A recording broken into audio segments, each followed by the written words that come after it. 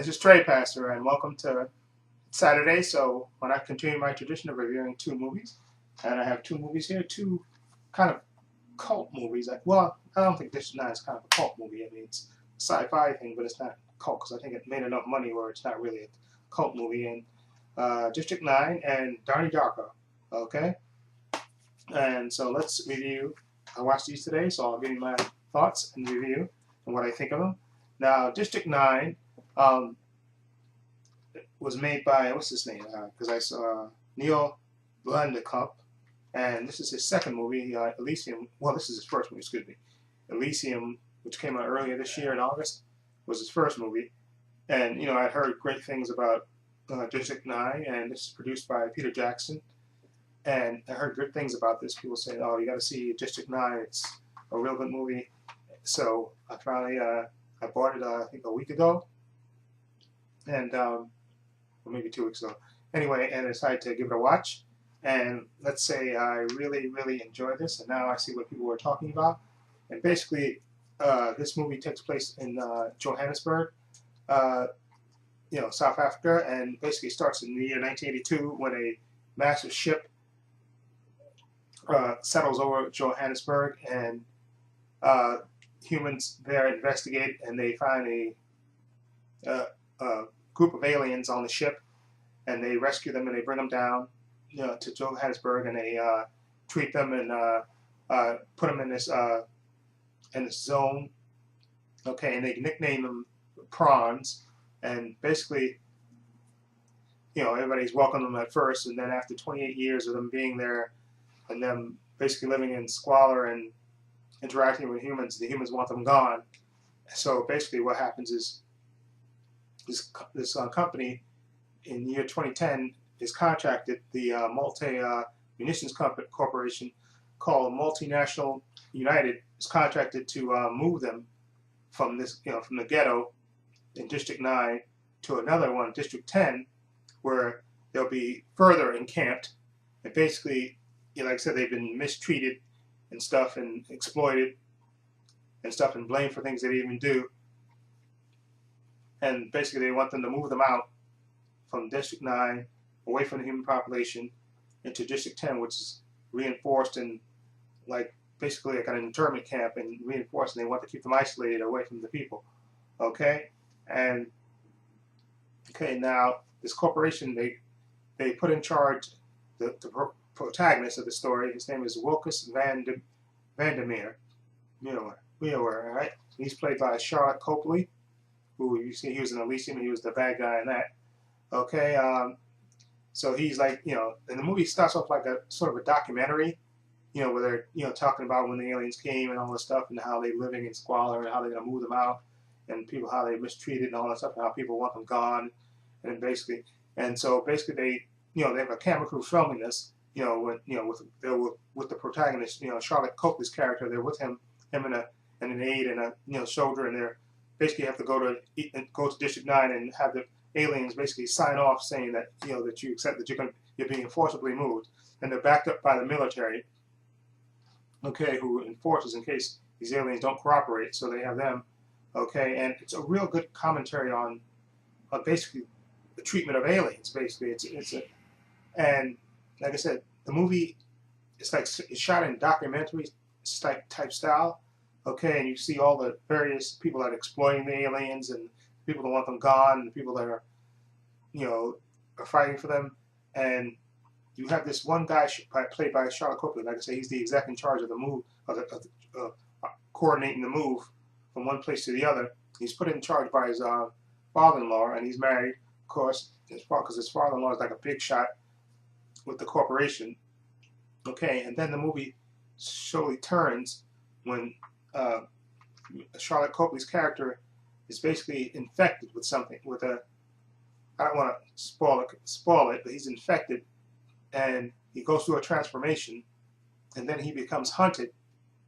And the rest of the movie is basically him.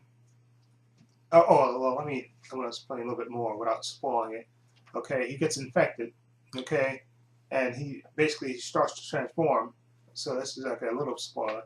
Transform, first his arm, he gets sick and he throws up and stuff, and he gets sent to the hospital, and then he sees his arm slowly starts to turn to look like the aliens in his arm. So basically, the government captures him, and they basically want to harvest him. Okay, because basically the plot of the movie is that they want, and like I said, this is a spoiler. They want to basically, because the aliens, when they went on the ship and got them off, they had weapons, but of course these weapons cannot be operated by humans, only by these aliens. So basically, well, he's in the hospital sick. Charlotte Copley's character is, and they kind of force him to fire these weapons, and they discover that he can't do it since he has the alien DNA. He's infected with it. Okay, so they basically want him.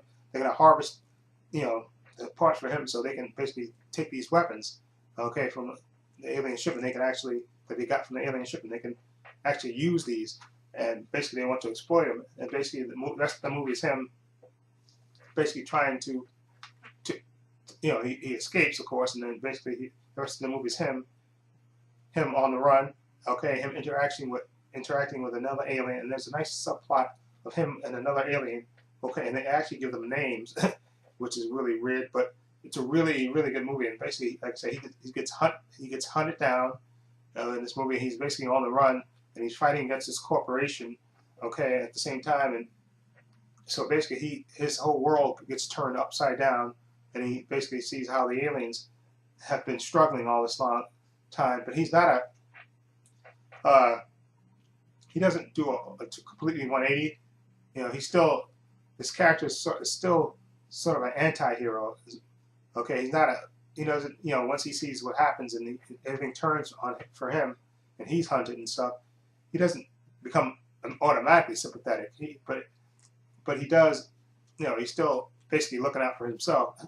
Okay, but then he slowly, you see a transformation, and it's a really, really good movie. Probably one of the best sci-fi movies I've seen in a while, and now I see what everybody was talking about with this movie. I'm gonna give this movie a 8 out of 10. Yeah, 8 out of 10, because I thought it was really good, and I thought Charlotte Copley, who plays that, the exec who, like I said, starts off like a documentary, and he's all, trying to be smiley and happy, and then when he gets infected and he has to go through his transformation, and when he's on the run and everything else, and all the circumstances he has to go through, it's really intense and intriguing, and plus his interaction with this one alien is really, really good, and definitely I hope they make a sequel to this. The way it ended was okay, but I don't know if he's going to make a sequel. I don't know if they're ever going to make a sequel to this, but I wouldn't mind if they do a sequel to this, because I thought this was a really good debut by Neil Blomkamp. Really good, and definitely worth getting and checking out. Now I see what everybody meant. Okay, now the second movie I got is a cult movie that I heard a lot of things about. Donnie Darko, starring Jake Gyllenhaal, Jenna Malone, Drew Barrymore, Patrick Swayze, and Noah Wyle, and also Maggie Gyllenhaal is in this as well. Okay, now this movie came out in 2001. Now it's a bit of a cult movie, and Donnie Darko, played by Jake Gyllenhaal, he's the title character of this story. And basically, the movie begins with him. You see him laying on the floor in the middle of the road. He has a bit of a problem with sleepwalking, okay, and he's taking medication for it, and he's seeing a psychiatrist at the same time, and he lives with his mother and father and his sister, his two sisters, okay, a little sister and a big sister, and he doesn't always get along so well with his family, okay, but basically he sees a psychiatrist who tries to, uses hypnosis on him to get it, to unlock his secrets. And then he also, and this is a minor spoiler. Well, this is the beginning of the movie, so this is a minor spoiler.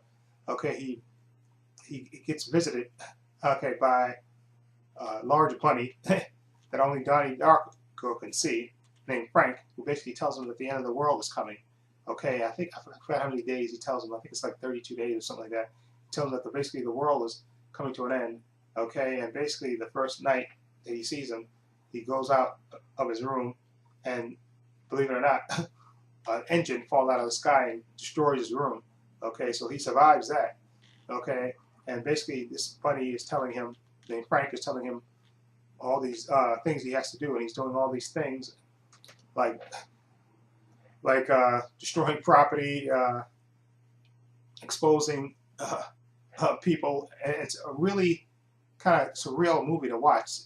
It's very well acted, and this is the type of movie that you got to see, I think, more than once, because I was watching this and trying to figure it out, and Jake Gyllenhaal is really good in this. Jenna Malone as well. She plays the girl Gretchen, who he basically becomes his girlfriend, and it's basically him going through high school, and also again visited by this giant bunny Frank, who's basically telling him all these things he has to do, and he's doing them.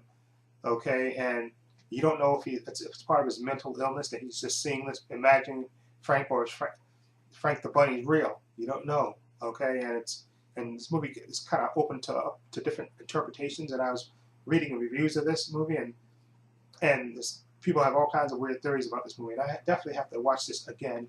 Okay, just because to me, this movie, like I said, it had a nice tone to it, and you don't know, like I said, whether he's really crazy. And I thought for a minute when I was watching this movie that there's a part in it when they make mention of that he stopped taking his medication, and then he starts taking his medication, and then situations start happening. And I thought maybe that his medication was being screwed around with, and that would be the reveal. But that's not the way it works in this movie. And it's just a really well acted movie. And like I said, it's more like a David Lynch film. That's what I want to say as well. It's like a David Lynch film. Like, you have many interpretations to this movie, and like I said, great performances by the cast. Jake Gyllenhaal, great. Jenna Malone, you have Drew Barrymore, Patrick Swayze's in this. Noah Wiley. You have Drew Barrymore, and Maggie Gyllenhaal is in this as well. And it's just a really surreal movie. And like I said, and when the visits by the giant bunny Frank are just you have to see it to believe it, because that mask of the bunny is so creepy. Okay, but it's a really, it deals with, like I said, drama. You have this fantasy, and like I said, even time travel is mentioned in this as well. Okay, and I would definitely recommend this to see this.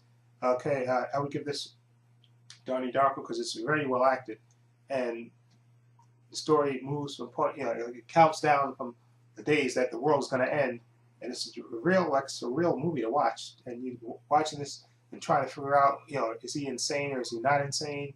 Okay, and he's admitting stuff to a psychiatrist, and you have all these different things going on, and it's just a real, probably one of the more original movies that I've seen in a while, and definitely worth watching multiple times to get all the interpretations that you might have missed, because I think there might have been some things that I missed in this. So I'm definitely going to watch this again, like I said, because I love the stars in this, and it's a really well-made movie, greatly acted. It's just that some things you have to, when you watch it, you have to try to get the meaning of it, and I thought it was good, well done, even though it's, like I said, it's confusing, and sometimes you may have to watch this more than once to get all the interpretations of it.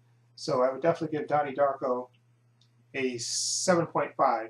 Okay, subject to this, of course, being moved on once I watch it again. Okay, the rating could go up exactly. So that's my review of those two movies. Donnie Darko, 7.5, definitely worth seeing. District 9, totally worth seeing. 8, I love it. Hope they make a sequel. This is Trepacer. Let me know what you think of those titles. Feel free to leave comments down below. And this is Trepacer saying so long and take care. Sorry.